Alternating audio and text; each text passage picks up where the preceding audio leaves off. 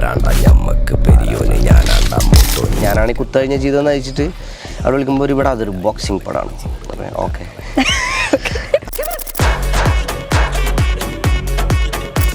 പുരിക പൊന്തിയ റഹ്മാനൊക്കെ പറയും DJ താത്ത് എന്നെ അറിയാണ്ട് ഒരു പുരികൊക്കെ പൊന്തി, പിന്നെ കണ്ണൊക്കെ പെട്ടെന്ന് ഇങ്ങനെ. അപ്പോൾ അതൊക്കെ ആൾ ഭയങ്കരമായിട്ട് ശ്രദ്ധിച്ചിട്ട് DJ താത്തിക്കോ താത്തി ഈ സാധനമായിരുന്നു. ഫ്രെയിമിലൊക്കെ വെച്ചിട്ട് നമ്മൾ മോണിറ്റർ പോയി നോക്കുമ്പോഴാണ് ഓക്കെ ഈ പിരിക്ക് ഇങ്ങനെയുള്ള ഇരിക്കുന്നത്. അതെന്താ താവാത്ത് ഷൂട്ടായ കഴിഞ്ഞില്ലേ ഇത് എപ്പോഴാണ് തീരാ. അപ്പം അങ്ങനെ എടുക്കുന്ന ഒരു ഷോട്ടാണ് ആ ഗ്രൗണ്ടിലത്തെ സീന് ലാസ്റ്റിലത്തെ. അതെ, നമ്മള് ഗ്രൗണ്ടിൽ ഒരു മൂലൊക്കെ ഇരിക്കും, ഒരുത്തന്റെ മേലെ ഒരാൾ കൊടുക്കും, ഇവരെ കൊടുക്കും, ഷോട്ടായി അങ്ങനെ പോയിട്ട് അഭിനയിച്ചൊരു ഷോട്ടായിരുന്നു അത്. അപ്പം ഷഹീദിന് വാപ്പാടെ തലമേൽ കച്ചിപ്പേരം നിറഞ്ഞത് കണ്ടിട്ട് പള്ളിക്ക കുജ്ജി വീട്ടർക്ക് കാലക്കാൻ അവിടെ ഒരു ഇഞ്ചിയുടെ കൂടെ പായിന് മാനുണ്ട് പജ്ജി. ഞാൻ ഡാപ്സിൻ്റെ അടുത്ത് പറഞ്ഞ കാര്യം, അതായത് നമ്മളെ വീട്ടുകാർ നമ്മുടെ നാട്ടിൽ നമ്മുടെ ഇവിടെ ഉള്ളവർ ഈ മറ്റേതായിക്കോ ഇവന്നെ കണ്ടു പഠിച്ചോ ഡോക്ടറായിക്കോ കലക്ടറായിക്കോ എന്ന് പറയുമ്പോൾ നമ്മളെങ്കിലും നോക്കിയിട്ട് ഓർക്കുള്ളിൽ തട്ടിയിട്ട് പറയാൻ പറ്റണം ഈ പാട്ട് പഠിച്ചോ. എനിക്ക് ആ ചോറിൻ്റെ ഒരു ട്രിപ്പ് ഒരു കുറച്ച് കാലം മുന്നേ കിട്ടിയതാണ്. അതിൻ്റെ ശേഷം നമ്മൾ ചോറിനുമ്പോൾ മാക്സിമം അവർ കുറച്ച് ചാറ് ഒഴിച്ച് നല്ല കുഴച്ച് കറക്റ്റ് റേഷ്യോ ബ്ലെൻഡ് ചെയ്ത് അതിൽ മീൻ പൊരിച്ചതും ഞാൻ കുഴക്കും, എല്ലാം അതിൽ മിക്സ് ചെയ്യും. ഈ കുറച്ചിട്ട് ഇതാക്കണ പരിപാടിയില്ല. ഒരു പിടിയാ റീലിട്ടാലോ റീലിട്ട അങ്ങനെ പോയതാ. പിന്നെ ആ പാട്ട് ട്രെൻഡിങ് ആണോ.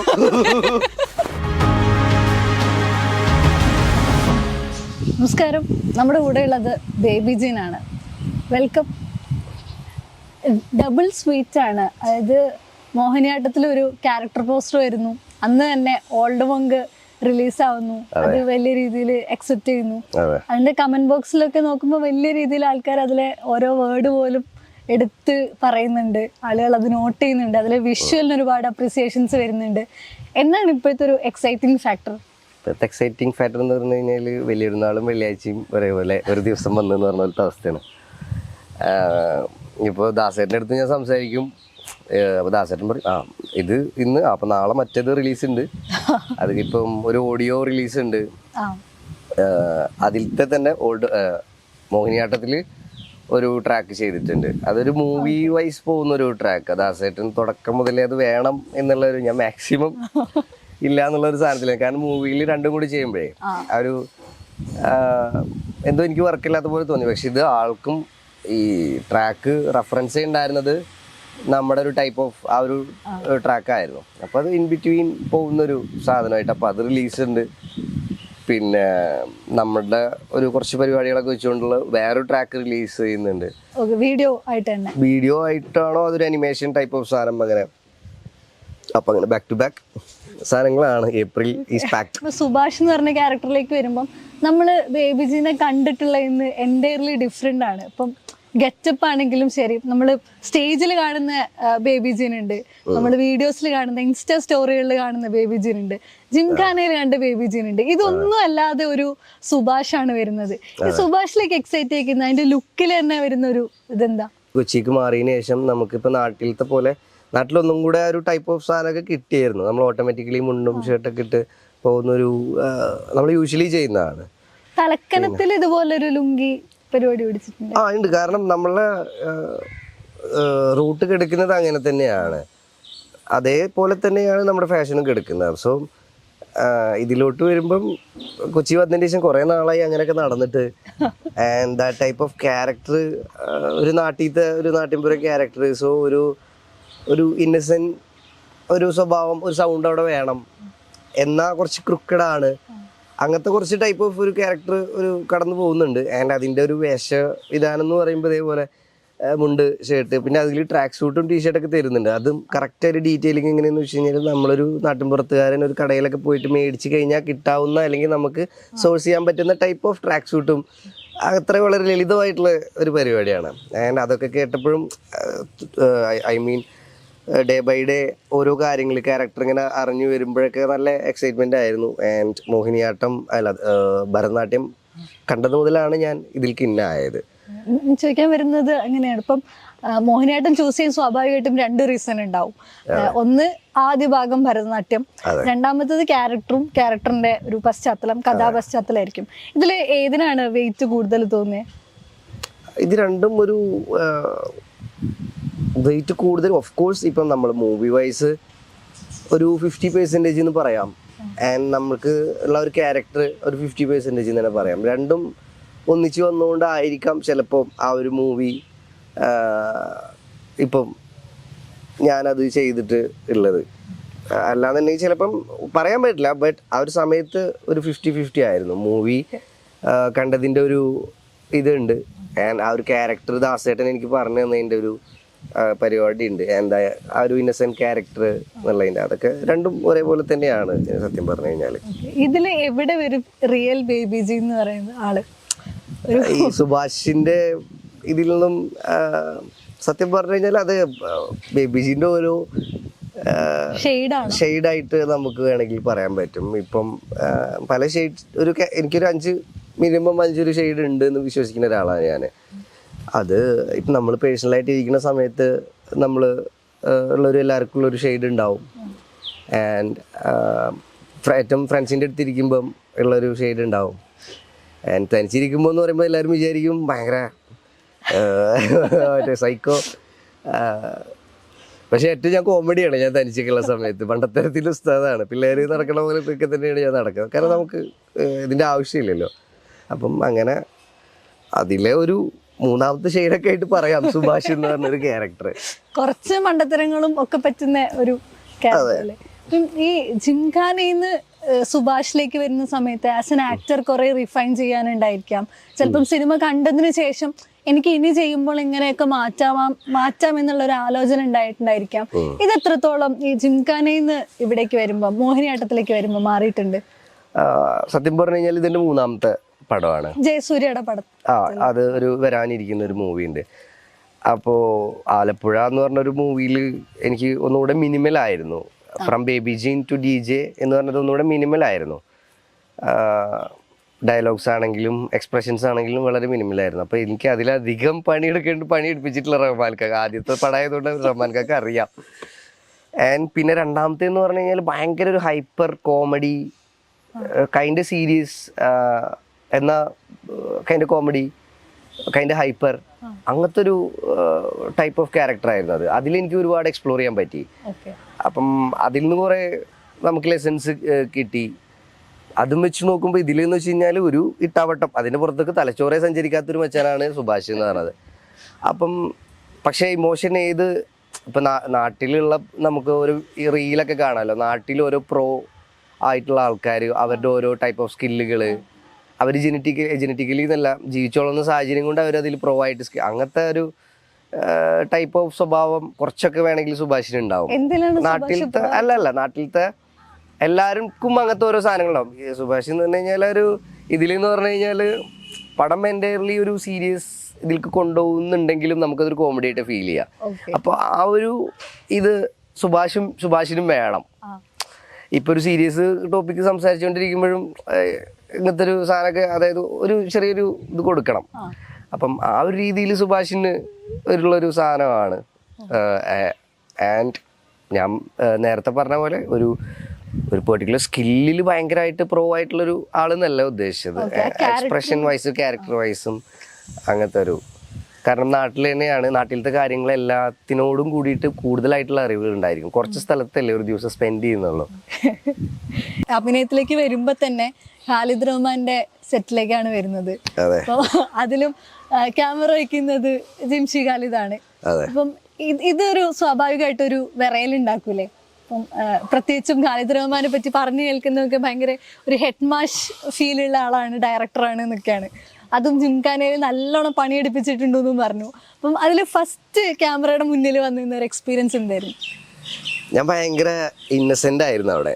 ഒരു മൂവിയിലേക്ക് കയറുന്ന ഒരാളെന്നുള്ള രീതിയിൽ എനിക്ക് പെട്ടെന്ന് ചിരി വന്നു. അതായത് ഞാൻ മൂവിയുടെ അതായത് കുറച്ച് മുമ്പ് റഹ്മാൻക്ക് വിളിച്ചു. അപ്പം ഇങ്ങനെ ഒരു ഘടകം അവിടെ ഉള്ളതായിട്ട് എനിക്ക് നന്നായിട്ട് അറിയാം. ഡാപ്സി ത്രൂ ഒക്കെ ഖാലിദ് റഹ്മാൻ ഖാലിദ് അല്ല, പിന്നെ സമീർ താഹിർ, പിന്നെ ജിംഷി ഖാലിദ്, പിന്നെ അൻവർ റഷീദ്, പിന്നെ മുസിം ബരാരി, ഇങ്ങനത്തെ ഒരു വലിയൊരു ഘടകം അവിടെ ഉള്ള കാര്യം അറിയാം. പടങ്ങളും ഞാൻ കാണുന്നതാണ്. ഞാൻ ഭയങ്കര ഫാനാണ്. ആഷിഖ് അബു ഇവരുടെ ഭയങ്കര ഒരു ഫാൻ ബോയ് തന്നെ ആയിരുന്നു. പക്ഷെ ആരൊക്കെ എന്നുള്ളത് മുഖം കണ്ടിട്ടില്ലല്ലോ. ഇവർ ബാക്കിലല്ലേ ക്യാമറയുടെ. and I'm not the guy who is watching every interviews of him, and I don't know what's happening actually in movies, Okay. behind the movies. Behind cameras. അപ്പം അത്രയും ഇന്നസെന്റ് ആയിട്ടാണ് ഞാൻ പോകുന്നത്. 5 മണിയായപ്പോൾ എന്താണ് പണി മാറ്റാനായില്ലേ, വീട്ടിൽ പോകാൻ എന്താ വീട്ടിൽ കൂടാത്തെന്നൊക്കെ ചോദിച്ചിട്ട് ഞാൻ അവിടെ കരയായി. അങ്ങനത്തെ ഒരു പിന്നെയാണ് സ്ലോലി ആണ് ആ ഒരു റെസ്പെക്ട് ആൻഡ് ആ ഒരു റിയലൈസേഷൻ ആൻഡ് അത്രയും എഫേർട്ട് എടുക്കുന്നത്, അത്രയും തല പുകഞ്ഞിട്ട് പോണ ഒരു പരിപാടി. നമുക്കറിയാലോ ഒരു മ്യൂസിക് വീഡിയോ ഉണ്ടാക്കണേൻ്റെ, അപ്പം അവരെത്രത്തോളം തല പുകയുന്നുണ്ട്. അപ്പോഴാണ് എനിക്ക് ആ റെസ്പെക്റ്റ് വന്നു തുടങ്ങിയത്. മൂവിയുടെ ഇതിങ്ങനെ റഹ്മാൻക്ക് വിളിച്ചു. അന്ന് ഞാൻ കണ്ടിട്ടില്ല കേട്ടോ റഹ്മാൻഖാനെ, ഈ ഘടകമുള്ള മാത്രം അറിയൂ. അപ്പോൾ ആയിക്കോട്ടെ ഞാൻ അങ്ങനെ കാണാമെന്ന് പറഞ്ഞ് ഒരു വട്ടം കാണാൻ പറ്റിയില്ല. രണ്ടാമത് പിന്നെ ഇതായി നമ്മൾ കണ്ട് കാര്യങ്ങൾ ഇങ്ങനെയൊക്കെ പറഞ്ഞ് ഞാനാണെങ്കിൽ കുത്തഴിഞ്ഞ ജീവിതം എന്ന് അയച്ചിട്ട് അവിടെ വിളിക്കുമ്പോൾ ഇവിടെ അതൊരു ബോക്സിങ് പടമാണ്. അപ്പം ഓക്കെ, അപ്പോൾ എന്ത് ചെയ്തിട്ടാണെങ്കിലും നന്നാക്കി എന്നാൽ മതി, കുത്തഴിഞ്ഞ ജീവിതമാണ് എൻ്റെ.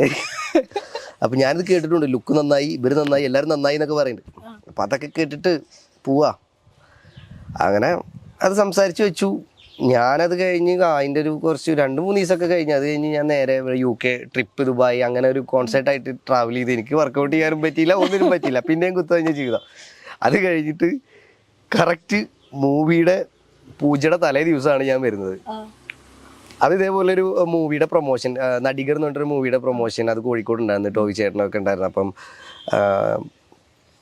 ഞാൻ നേരെ UK നിന്ന് കോഴിക്കോട്ടേക്ക് വരുന്നത്. അന്ന് രാത്രി തന്നെയാണ് അവിടുത്തെ പ്രൊമോഷൻ. അത് കഴിഞ്ഞ് അന്ന് നൈറ്റോ രാവിലെയോ ഞാനിവിടെ, നൈറ്റാ തോന്നുന്നു, പിറ്റേ ദിവസം രാവിലെ ഇവിടെ പടത്തിൻ്റെ പൂജ, അന്ന് ലുക്ക് ടെസ്റ്റ്. അപ്പോൾ ഈ പൂജയ്ക്ക് ലുക്ക് ടെസ്റ്റിനാണ് ഞാൻ പുതിയൊരാളെ കാണുന്നത്. ഒരു കറുത്ത് മൊട്ട താടിയൊക്കെ വെച്ചിട്ടൊരു ചങ്ങായി, ആൾ വന്നിട്ട് കോസ്റ്റ്യൂമൊക്കെ നോക്കി പോകുന്നുണ്ട്. എന്നിട്ട് അത് കഴിഞ്ഞിട്ട് റഹ്മാൻഖാനൊക്കെ മനസ്സിലായല്ലോ ഓൾറെഡി. അപ്പം പിന്നെയും വിളിക്കും. അപ്പോൾ ആള് എല്ല റൈമേ, ഇത് ഇങ്ങനെ എല്ല റൈമേ, ഇത് ഒരു സാധനം ഉണ്ട് ഇത് എന്നൊക്കെ പറഞ്ഞിട്ട് പിന്നെയും പോകും. അപ്പം ഞാൻ താരണ്ട കോസ്റ്റ്യൂമിൻ്റെ അറിയില്ലാണോ. അപ്പം അങ്ങനത്തെ ഒരു ഡൗട്ട്. അങ്ങനെ കുറേ മുഖങ്ങളാണ് അവിടെ വന്നു പോണത്, പല ജാതി ആൾക്കാർ. അങ്ങനെ പിറ്റേ ദിവസം ഷൂട്ട് മെയ് 3 എൻ്റെ ബർത്ത്ഡേ എന്നൊക്കെ ഞാൻ നല്ല തുടക്കാവട്ടെ എന്നുള്ളതൊക്കെ പറഞ്ഞിട്ട്. സന്ദീപിൻ്റെ ബർത്ത്ഡേ മെയ് 2. അപ്പം അന്നവിടെ കേക്ക് മുറി സെറ്റപ്പ് പരിപാടിയൊക്കെ ഉണ്ടായിരുന്നു രാത്രി. അത് കഴിഞ്ഞിട്ട് പിറ്റേ ദിവസമാണ് ഇത്. ഞാൻ മിണ്ടില്ല. അങ്ങനെ ഈ മച്ചാൻ അവിടെ ഉണ്ട്, ഈ മൊട്ടടിച്ചിട്ടുള്ള. അപ്പോൾ ഞാൻ എന്താ വെച്ചാൽ അപ്പോൾ ആള് നമ്മുടെ അടുത്ത് മ്യൂസിക്കിൻ്റെ കാര്യമൊക്കെ ചോദിക്കുന്നുണ്ട്. ഇപ്പം എന്താടോ മ്യൂസിക് ഒന്നുമില്ല ഇപ്പോൾ. അപ്പോൾ ഇതാ ചെയ്യേണ്ട പരിപാടി എന്താണ് മറ്റേ അതിൻ്റെ. അപ്പോൾ എനിക്ക് മനസ്സിലായി മ്യൂസിക് നമ്മുടെ ഒരു മച്ചാനാണ്, കാര്യങ്ങൾ കടകാര്യമായിട്ടുള്ള ഹിപ്പ് ഹോപ്പ് തലയാണത്. അപ്പോൾ ഞാനിങ്ങനെ ഞാൻ ഒന്നുകൂടെ എക്സൈറ്റഡ് ആയി, ഇൻട്രസ്റ്റഡ് ആയി. ഞാനിങ്ങനെ കാര്യങ്ങൾ പറഞ്ഞിട്ടുണ്ട്. അപ്പോൾ ഞാൻ ഓക്കെ എന്നുള്ള സാധനം. അപ്പോൾ നിങ്ങൾ ഇതിൻ്റെ എന്താ ചെയ്യണമെന്ന് ചോദിച്ചു. എടാ ഞാനാണ്ടാ അതിൻ്റെ ക്യാമറ DOP, ഞാനാണ്ടാ ജിംഷി ഖാലിദിൻ്റെ അടുത്താണ് ഞാൻ ഈ വക ചമ്മന്തി അരച്ചോണ്ടിരുന്നത്. ഒരു ദിവസം കഴിഞ്ഞെന്ന് തോന്നുന്നുണ്ട്. ഒരു ദിവസം മൂവി ഡേ ആണോ സെക്കൻഡ് ഡേ ആണോ എന്ന് അറിയില്ല. അപ്പം ഞാൻ ഓക്കെ. പിന്നെ നമ്മൾ ഭയങ്കര കണക്റ്റഡ് ആയിട്ട്. അപ്പം ഞാൻ അത്രയും ഇന്നസെന്റ് ആയിട്ടാണ് മൂവിക്ക് എത്തുന്നത്. ഇപ്പം ഈ പറഞ്ഞ പോലെ ഇത് കഴിഞ്ഞില്ലേ, രാത്രി ഷൂട്ട് ഉണ്ടാവുന്നൊന്നും എനിക്കൊരു ഐഡിയ ഇല്ല. അതേപോലെ കറക്റ്റ് ടൈമിന് ഭക്ഷണം. ആൻഡ് അവിടെ നമ്മളൊരു എല്ലാവരും ഒരേപോലെ ആ ഒരു ടീം ക്രൂ ട്രീറ്റ് ചെയ്തിരുന്നത്. ആൻഡ് ഫസ്റ്റത്തെ ഒരു തുടക്കം എന്നുള്ളതിലല്ല, എനിക്കൊരു കിട്ടിയൊരു എക്സ്പീരിയൻസ്, ഒരു സിനിമയെ കുറിച്ചിട്ടുള്ള ഒരു ധാരണ, ഏറ്റവും ഒരു അടിപൊളി ധാരണയായിരുന്നു ഫസ്റ്റ് കിട്ടിയത് എന്ന് പറഞ്ഞാൽ. കുറേ കോമഡികളും. ആൻഡ് നമ്മൾ ആ ഒരു മൂവിക്ക് ശേഷം വർക്കൗട്ട് ഇപ്പോഴും കണ്ടിന്യൂ ചെയ്യുന്നുണ്ട്. ആൻഡ് ആ ഒരു ടൈപ്പ് ഓഫ് ലൈഫ് സ്റ്റൈല് കുറേ പേര് കണ്ടിന്യൂ ചെയ്യുന്നുണ്ട്. നല്ലൊരു ബന്ധങ്ങൾ കിട്ടി. എന്തെങ്കിലും ഒരു ഇത് വന്നു കഴിഞ്ഞാൽ ജ്യേഷ്ഠന്മാരെ പോലത്തെ ഒരു ബന്ധങ്ങളാണ് എനിക്ക് കിട്ടിയിട്ടുള്ളത്. ഒരിക്കലും ഒരു ഓക്കെ ഈ പദവി വെച്ചിട്ട് ഞാൻ മൂവി കഴിഞ്ഞതിന് ശേഷം പിന്നെ തീരെയും കാണാൻ ശ്രമിച്ചിട്ടില്ല. കാരണം നല്ലൊരു ബന്ധം തോന്നി.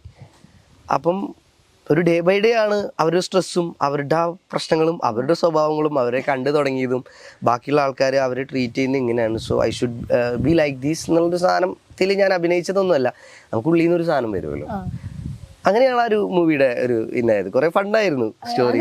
റിയാക്ഷൻസ് ഒക്കെ ഭയങ്കര നാച്ചുറൽ ആയിട്ട് തോന്നും. ആള് ഭയങ്കര ടഫാണ്, DJ ഭയങ്കര ടഫ് ആയിട്ടുള്ള മനുഷ്യനാണ്, പക്ഷെ കോമഡിയാണ്. ഒരു പുരിക പൊന്തിയ റഹ്മാനൊക്കെ പറയും DJ താത്ത് എന്റെ അറിയാണ്ട് ഒരു പുരികൊക്കെ പൊന്തി, പിന്നെ കണ്ണൊക്കെ പെട്ടെന്ന് ഇങ്ങനെ. അപ്പൊ അതൊക്കെ ആള് ഭയങ്കരമായിട്ട് ശ്രദ്ധിച്ചിട്ട് DJ താത്തിക്കോ താത്തി ഈ സാധനമായിരുന്നു. അപ്പം അതൊക്കെ നമുക്ക് പെട്ടെന്ന് ഇതിൽ വരും, ഫ്രെയിമിലൊക്കെ വെച്ചിട്ട് നമ്മൾ മോണിറ്റർ ചെയ്ത് നോക്കുമ്പോഴാണ് ഓക്കെ ഈ പിരിക്കും ഇങ്ങനെയുള്ള ഇരിക്കണം, അതെന്താ താവാത്ത്. അപ്പം അങ്ങനെ കുറെ എക്സ്പീരിയൻസ് ആയിരുന്നു. നല്ല ഒരു 100 ദിവസത്തെ ഷൂട്ട് ഉണ്ടായിരുന്നു. Throughout first movie and new to movie and it's a throughout character. ഒരു 100 ദിവസത്തെ shoot and the whole team ഉണ്ടല്ലോ, കാര്യമായിട്ട് കടാകടിയന്മാരുടെ ഇടയ്ക്കാണല്ലോ നമ്മൾ പോകുന്നത്. And that was a good experience. അതിന്റെ റെസ്പോൺസസിൽ ഏറ്റവും എക്സൈറ്റിംഗ് ആയത് എന്തായിരുന്നു? ബിക്കോസ് ആഫ്റ്റർ റിലീസ് കുറേ പോസ്റ്റുകൾ വരുന്നു, ഡിജെനെ പറ്റിയിട്ടുള്ള പോസ്റ്റ് എക്സ്പെക്ട് ചെയ്തിട്ടുണ്ടായില്ല സത്യം പറഞ്ഞു കഴിഞ്ഞാൽ. നമ്മുടെ ഒരു ക്യാരക്ടർ അപ്പോഴാണ്, അതായത് ഓരോരുത്തരുടെ ഓരോ സ്ഥലത്ത് പൊട്ടിക്കാൻ വേണ്ടിയിട്ട് റഹ്മാൻ ക അവിടെ കൊണ്ടുവച്ചിട്ടുണ്ട്. ഇവൻ ഇവിടെ പൊട്ടും, ഇവൻ ഇവിടെ പൊട്ടും എന്നുള്ളത് കറക്റ്റ് മൂപ്പർക്ക് അറിയാൻ തോന്നുന്നു. അങ്ങനെ എന്തൊക്കെ ഇപ്പൊ ഞാനിനി ഇത് പറഞ്ഞിട്ട് അങ്ങനെ നല്ലടാന്ന് പറയുന്നത്. അപ്പം ഞാനത് ഒരിക്കലും വിചാരിച്ചില്ല. സീനൊക്കെ എടുക്കുമ്പോ എന്ന് പറഞ്ഞു കഴിഞ്ഞാല് ഉറക്കൊക്കെ വന്നിട്ട് രാത്രി ഇത് കഴിഞ്ഞില്ലത് ഷൂട്ട് 3 മണി കഴിഞ്ഞേക്ക് പിരാന്താവും. ഇത് കഴിഞ്ഞില്ല. അപ്പൊ ഷിനി എന്നിട്ടുണ്ട്, ഷിനി നമ്മളെ വിളിക്കാൻ വരിക. ഷിനി ഡ്രസ് നമ്മളെ പ്രത്യേകിച്ച് നമുക്കൊരു വർക്കിന്റെ ഒരു ദേഷ്യം അങ്ങനെ ഒന്നും ഇല്ല. നമ്മളങ്ങോട്ട് ചീത്തോറി, ഷിനി ഇങ്ങോട്ട് ചീത്തോറി, അതായത് പിരാന്ത് പിടിച്ചിട്ടാണ്. അപ്പൊ നമ്മള് ഡ്രസ്സൊക്കെ മാറ്റി നിർത്തും, ഭയോ വരും മറ്റേ എല്ലാവരും കയറാനും ഇറക്കിക്കൊണ്ടു. അപ്പം ഈ രാത്രി 3 മണിയൊക്കെ കഴിഞ്ഞ് കഴിഞ്ഞാൽ എങ്ങനെ പോലും ഫ്ലിപ്പാവും ഉറക്കം. പകലുറക്കം ശീലമില്ലല്ലോ. ഷൂട്ടായ കഴിഞ്ഞില്ലേ, ഇത് എപ്പോഴാ തീരാ. അപ്പൊ അങ്ങനെ എടുക്കുന്ന ഒരു ഷോട്ടാണ് ആ ഗ്രൗണ്ടിലത്തെ സീന്, ലാസ്റ്റിലത്തെ. അംബേദ്കർ സ്റ്റേഡിയം. അതെ, നമ്മള് ഗ്രൗണ്ടിൽ ഒരു മൂലൊക്കെ ഇരിക്കും, ഒരുത്തന്റെ മേലെ ഒരാൾ കൊടുക്കും, ഇവരെ കൊടുക്കും, ഷോട്ടായി അങ്ങനെ പോയിട്ട് അഭിനയിച്ചൊരു ഷോട്ടായിരുന്നത്. അപ്പം നമുക്ക് അപ്പോൾ ഒരിക്കലും പ്രെഡിക്റ്റ് ചെയ്യാൻ പറ്റില്ല എന്താണ് ഹിറ്റാവാൻ പോകുന്നത്, എന്താണ് ആൾക്കാരുടെ ഇടയ്ക്ക് എത്താൻ പോകുന്നത്, എന്താണ് ആൾക്കാരെ അക്സെപ്റ്റ് ചെയ്യുക, എന്താണ് ആൾക്കാരെ ഇഗ്നോർ ചെയ്യുക എന്നുള്ളത്. അപ്പം ആ ഒരു പാഠവും കിട്ടി. ഒരിക്കലും എക്സ്പെക്ട് ചെയ്യാണ്ടല്ലേ ആ ഒരു സാധനം വരുന്നത്. സോ നിങ്ങളുടെ ടീം പക്ഷെ വീണ്ടും ടീം ഇപ്പൊ ഓണത്തിന്റെ സമയത്തൊക്കെ എല്ലാരും കൂടെ ഒന്നിച്ചേരും. നിങ്ങളെ മറ്റേ ബീരാനും റഹ്മാനും പാട്ടൊക്കെ അതാ ഞാൻ പറഞ്ഞത്. നമ്മള് എന്താന്ന് വെച്ച് കഴിഞ്ഞാല് we are trying to make some good sounds in life. ആ ഒരു അത് വലിയ എഫേർട്ടില്ലാതെ കണ്ണിന് മുമ്പിൽ ഇത്ര ആ പേരൊക്കെ ഉണ്ട്, നമുക്ക് എല്ലാവരും ചെയ്യണ പോലെ ബുദ്ധിജീവി കളിക്കാതെ സാധാരണ ജീവിതം നയിക്കാലോ എന്നുള്ളൊരു അതിലല്ലേ നമ്മുടെ ഒരു എസെൻസ് എടുക്കുന്നത്. നമ്മൾ അങ്ങനെയാണല്ലോ ശീലിച്ച് വന്നതും. ഞാൻ എല്ലാ പ്രാവശ്യവും ഓണപ്പരിപാടി നടത്തും. ഇവിടെ വന്നതിന് ശേഷം എനിക്ക് മിസ് ചെയ്യുന്ന കാര്യം, നമ്മൾ സ്കൂളിലും കോളേജിലൊക്കെ ഓണപ്പരിപാടി എന്ന് പറഞ്ഞു കഴിഞ്ഞാൽ ഭയങ്കര രസമല്ലേ. ഒരു ഡേ ഫുള്ള് നീണ്ടു നിൽക്കുന്ന ഒരു ഡോപ്പമീനാണല്ലോ ഓണപ്പരിപാടി. ആൻഡ് തലേ ദിവസം തൊട്ട് തുടങ്ങുമല്ലോ ഇതിന്റെ സാധനങ്ങൾ കൊണ്ടുവരിക. അതെ. ഞാൻ സത്യം പറഞ്ഞാൽ ഞാൻ ഷിഫും നമ്മുടെ ട്രെയിനർ ഉണ്ട് ഷിഫാസ് അലി, ഞങ്ങളായിരുന്നു പിരിവ്. സത്യപ്പോൾ ഇതിപ്പോൾ ഒരു റഹ്മാനൊക്കെ എല്ലാ പരിപാടിയും നോക്കിക്കോ എന്നൊക്കെ, അങ്ങനെയല്ല. എല്ലാവരും പൈസ ചോദിച്ചു പഠിക്കണം, പിരിവിടണം. എന്നിട്ട് അപ്പം അതൊരു ജേണിയാണ്. ആ ഒരു തലേ ദിവസം അല്ലെങ്കിൽ ഇത്ര ദിവസം മുന്നേ അതിന് പ്ലാനിങ്, നമ്മൾ പിരിവിടാൻ പറയുന്നു, പരിപാടിയാക്കുന്നു. അപ്പം നമ്മളിപ്പോൾ ഞാൻ നേരത്തെ പറഞ്ഞ മൂവിയിൽ നിന്ന് ഉണ്ടായ ഒരു ജിമ്മ്, റഹ്മാൻക്ക് ഓൾറെഡി അവിടെ ട്രെയിനിങ് ചെയ്യുന്നുണ്ട്. അപ്പം അപ്പം ജിമ്മിലേക്ക് വരാൻ പറ്റി. ഇപ്പം എനിക്കൊരു ലൈഫിൻ്റെ ഒരു പാർട്ടായി ആ ഒരു ജിമ്മ് എന്ന് പറഞ്ഞാൽ, താങ്ക് ഗോഡ്. ആൻഡ് അപ്പോൾ ആ ഒരു ജിമ്മ് ടീമാണ് നമ്മുടെ ഈ ഓണപ്പരിപാടി നടത്തുന്നത്. ജിമ്മ് ടീമുകളാണ് ഓണപ്പരിപാടി നടത്തുന്നത്. അപ്പോൾ ഞാൻ റഹ്മാൻക്ക് വേറെ പ്ലാൻ ഇടുന്നു, നമുക്ക് ഷൈൻ ചെയ്യണം. ഷിഫു എന്തായാലും ഇങ്ങനെ ഷൈൻ ചെയ്യും, ഇവരെന്തായാലും ഇങ്ങനെ ഷൈൻ ചെയ്യും, നമുക്ക് ഷൈൻ ചെയ്യണം. ഇറക്ക് മോക്ടെയിൽ ഇറക്കുക. ഇതായിരുന്നു. അതായത് നമ്മൾ ബക്കറ്റിൽ ഒഴിക്കുന്ന ഒരു ഫാൻസ് ആവണം. അപ്പം അത്രയും കുഞ്ഞു കാര്യങ്ങൾ ഡീറ്റെയിലിങ്ങിൽ പോയിട്ട് നമ്മൾ നല്ല എക്സ്പ്ലോർ ചെയ്തിട്ട് കഴിഞ്ഞൊരു പരിപാടിയാണ് ഓണപ്പരിപാടി. ഇപ്പം ഞാനിവിടെ കൊച്ചി വന്നുകൊണ്ടാണെങ്കിലും എൻ്റെ ഒരു സർക്കിള് നമ്മൾ ആ ടൈമിൽ ആരാണുള്ളത്, ഞാനൊരു ഓണപ്പരിപാടി സെറ്റ് ചെയ്യും. അങ്ങനെ ഒരു വട്ടമാണ് എനിക്ക് മിസ്സായത്. പക്ഷെ അത് ഞാനവിടെ കാനഡയിലായിരുന്നു. കാനഡയിൽ ഞങ്ങൾ ഓണപ്പരിപാടി സെറ്റ് ചെയ്തു. ഓണപ്പരിപാടി രസമാണ്. സദ്യ ആയി വന്ന് കഴിക്കുമ്പോഴത്തേക്ക് രാത്രി 6 മണിയായി എന്നുള്ളൂ. പക്ഷെ ഏറ്റവും ഒതന്റിക് ഓണപ്പരിപാടിയായിരുന്നു കാനഡയിൽ. അതും കാനഡയിലെ ഏറ്റവും ഒതന്റിക് ഓണപ്പരിപാടി ഇൻ ദ സെൻസ്, അവിടെ പയ്യന്മാർ ഇപ്പം ടീമിൽ ഇപ്പം അവരെല്ലാവരും നാട്ടിലേക്ക് വന്നു കേട്ടോ. കുറേ പേര്, ആൽഫി, അലൻ, അജിത്ത്, ജോണ് എന്നൊക്കെ പറഞ്ഞിട്ട്. അപ്പോൾ എല്ലാം കുക്ക് ചെയ്യും. സാമ്പാർ കുക്ക് ചെയ്തു. The whole sadya thing they cook. അതുകൊണ്ടാണ് ആ ടൈം ലേറ്റ് ആയത്. പിന്നെ അവിടുത്തെ ഒരു റൊട്ടീൻ എന്ന് പറയുമ്പോൾ ഒരു 11 മണിയൊക്കെ ആവും. രാവിലെ അവർ എണീറ്റ് ഒരു ബ്രഞ്ച് എന്നുള്ളൊരു സെറ്റപ്പാണ്. അവിടുത്തെ ബ്രഞ്ച് ഒരു 3 മണിയൊക്കെ ആവും. സോ അവിടുത്തെ ഒരു ടൈപ്പിൽ അങ്ങനെ വന്നായിരിക്കാം. സ്റ്റിൽ വി എൻജോയ് ഓണപ്പരിപാടി. എനിക്കൊന്ന് അതിന് ശേഷം ഭയങ്കര റോ ആയിട്ട് വന്ന് വേറൊരു റീൽ ഉണ്ടായിരുന്നു, ചോറുണ്ണുന്നേ. ഞാനത് സത്യം പറഞ്ഞ ഒരൊറ്റ ടേക്ക് എടുത്തോളാം. അത് എനിക്കത് പോസ്റ്റ് ചെയ്യണമെന്നുണ്ടായിരുന്നില്ല. ഞാനത് ടു ബി ഓണസ്റ്റ് എൻ്റെ ഗാലറി എടുത്ത് നോക്കിയാൽ ഒരൊറ്റ വീഡിയോ ഉണ്ടാവുള്ളൂ. അത് അപ്പം ഞാൻ അങ്ങനെ ചോറുണ്ട ഒരാളാ, സാധാ വീഡിയോയിലുള്ള പോലെ തന്നെ അങ്ങനെ ചോറുണ്ട ഒരാളാ. എനിക്ക് ആ ചോറിന്റെ ഒരു ട്രിപ്പ് ഒരു കുറച്ച് കാലം മുന്നേ കിട്ടിയതാ. അതിന്റെ ശേഷം നമ്മൾ ചോറുണ്ടുമ്പോൾ മാക്സിമം ഒരു കുറച്ച് ചാറ് ഒഴിച്ച് നല്ല കുഴച്ച് കറക്റ്റ് റേഷ്യോ ബ്ലെൻഡ് ചെയ്താലും മീൻ പൊരിച്ചതും ഞാൻ കുഴക്കും, എല്ലാം അതിൽ മിക്സ് ചെയ്യും. ഈ കുറച്ചിട്ട് ഇതാക്കണ പരിപാടി ഇല്ല, ഒരു പിടിയാ, അത് വേറെ മൂടാ. അപ്പം അങ്ങനെ കഴിക്കുന്ന ഒരാളാണ്. അപ്പം എനിക്ക് ഈ വീഡിയോ കണ്ടപ്പോൾ ഒരുപാട് സന്തോഷം, ഇയാള് ഇങ്ങനെ ഒരു ചെയ്യുന്നു. അപ്പം എനിക്ക് അത് പേരും കാര്യങ്ങളൊന്നും അറിയില്ല. അങ്ങനെ ഞാൻ കണ്ടുപിടിച്ചു, യൂട്യൂബിൽ പോയിട്ട് മറ്റേ എന്താ സെർച്ച് ചെയ്തത്, ചോറ്, അതല്ല, എനിക്ക് പേരൊന്നും അറിയില്ല, എനിക്ക് കണ്ട ഓർമ്മയുണ്ട്. പിന്നെ ഞാൻ ആർക്കും ഷെയർ ചെയ്തിട്ടുണ്ട്, പക്ഷെ അത് തപ്പിപ്പോയി കിട്ടിയില്ല. യൂട്യൂബിൽ എന്നിട്ട് തപ്പിപ്പിടിച്ച് കണ്ടുപിടിച്ച് പേര് കണ്ടുപിടിച്ചു, ഞാൻ ID കണ്ടുപിടിക്കുക, എന്നിട്ട് അവിടെ പോയിട്ട് ഞാനൊരു നല്ല പാട്ട്, ആളെ ഏതൊരു പാട്ട് കുറേ ഇട്ടുണ്ടല്ലോ, ആള് ഡെയിലി കണ്ടന്റാണത്. അപ്പൊ അപ്പൊ അത് പോയിട്ട് ഞാൻ ആ വീഡിയോ എടുത്തു. അപ്പൊ ആ പാട്ട് എനിക്ക് ഇഷ്ടമായി. അങ്ങനെ അതില് ഒരു ഇതിട്ടിട്ട് ഞാൻ ആ വീഡിയോ എടുത്ത് കഴിഞ്ഞു. ഞാൻ എൻ്റെ ഫ്രണ്ടിനെ ഞങ്ങൾ കോട്ടക്കല മൂവിയുടെ സെറ്റിലാണ്. അപ്പോൾ അതെ, അവിടുന്ന് ഉച്ചക്ക് കഴിക്കാൻ വേണ്ടി പറഞ്ഞ ഭക്ഷണം. അത് കഴിഞ്ഞു ഞാൻ ഉച്ചക്ക് കഴിച്ച് കഴിഞ്ഞിട്ട് കുറ്റിപ്പുറത്തേക്ക് ഫ്രണ്ടിനെ പിക്കാൻ വേണ്ടി പോകുമ്പോൾ ഞാൻ വെറുതെ വണ്ടിയിൽ ഇരുന്നിട്ട് ഇതൊക്കെ ചെയ്തോണ്ടിരിക്കുക, റീലിട്ടാലോ, റീലിട്ട അങ്ങനെ പോയതാ. പിന്നെ ആ പാട്ട് ട്രെൻഡിങ് ആണോ, അതെ, ഇതിനൊക്കെ എങ്ങനെയാണ് ഞാൻ ഓടുമ്പം കിട്ടുന്നത്. പക്ഷെ അതാവില്ല, അതെല്ലാം കൂടെ ഒന്നിച്ച് വന്നോണ്ടായിരിക്കാം ബേബി. എനിക്ക് ഭയങ്കര സന്തോഷമായി.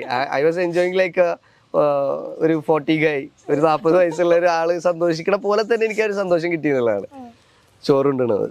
ഏറ്റവും കൂടുതൽ ടച്ച് ചെയ്തിട്ടുള്ള, അല്ലെങ്കിൽ ഏറ്റവും കൂടുതൽ ഫീൽ എഴുതിയിട്ടുള്ള, ഭയങ്കര ക്ലോസ് ടു ഹാർട്ടായിട്ട് നിൽക്കുന്ന ട്രാക്ക് ഏതായിരിക്കും? എനിക്ക് ഏറ്റവും ക്ലോസ് ടു ഹാർട്ടായിട്ട് നിൽക്കുന്ന ട്രാക്ക് എന്ന് പറയുമ്പം ഞാൻ ഇറക്കാൻ പോകുന്നൊരു ട്രാക്ക് ഉണ്ട്.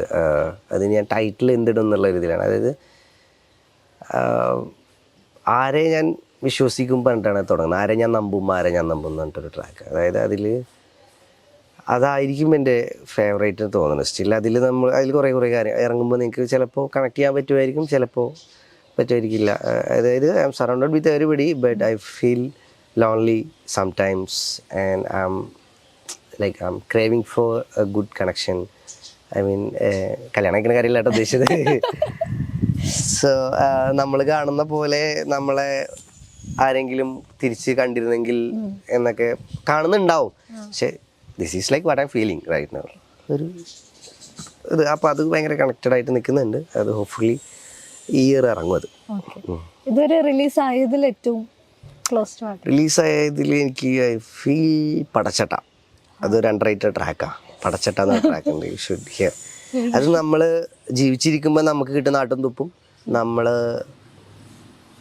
അന്ന് ഞാനത് എഴുതുമ്പോൾ നമ്മളത്ര റെക്കഗ്നീഷൻ ഒന്നും ഇല്ല. But we know will reach somewhere which is good. എവിടെയും നല്ലൊരു സ്ഥലത്ത് നമ്മൾ എത്തും. നമ്മൾ പ്രൂവ് ചെയ്യുന്നുള്ള കാര്യത്തിൽ സംശയമൊന്നും ഉണ്ടായിരുന്നില്ല. എങ്ങനെ പോയാലും നമ്മൾ എന്തെങ്കിലും ചെയ്തിട്ട് നമ്മൾ കൊടി കുത്തും എന്നുള്ളൊരു സാധനത്തിലുണ്ടായിരുന്നു. അപ്പം അന്നൊരു എഴുതിയൊരു സാധനം. പക്ഷെ അന്ന് റെക്കഗ്നീഷൻ ഇല്ല, വീട്ടുകാർക്ക് എന്താ ചെയ്യുന്നതെന്ന് അറിയില്ല നമ്മൾ. സോ ആ ട്രാക്കിൽ തുടക്കത്തിൽ നമ്മളോടുള്ള ഒരു ഡൗട്ടും ഇതും കാര്യങ്ങളും, ആൻഡ് നമ്മൾ മരിച്ചു കഴിഞ്ഞിട്ടാണ് നമ്മുടെ ഒരു വാല്യൂ തിരിച്ചറിയുന്നത്.